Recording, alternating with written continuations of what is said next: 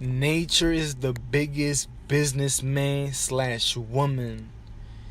Just by looking at the tree, you see a big business going on. If it's an apple tree and the apple falls and someone picks it up and eats it and throws the seed on the ground, then that seed will grow to another apple tree and the cycle will go on forever. The earth keeps investing in herself, producing more and more life on this planet on a continuous basis. And life is the currency of earth. Life is the money of earth. So the more and more life on earth, the more and more richer and wealthier the earth gets. That seed alone was the investment of nature, so he slash she slash it can keep receiving a residual income on a forever basis. How was the tree producing a residual income for nature? Because the tree is providing life for something else, and the more life on earth, the richer and richer earth gets.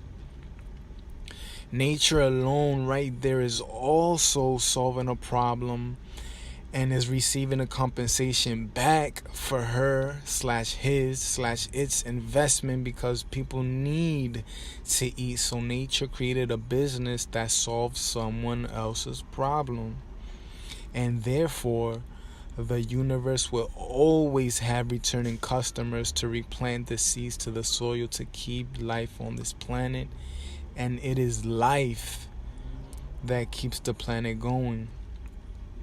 Nature also has employees. One of the ways the ground stays fertile is because of the worms living in the ground that fertilize it.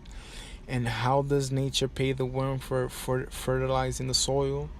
Because the sun and the waters also giving nutrients to the soil, and the worm enjoys all those ingredients coming from those two sources, and that's how the worm gets paid.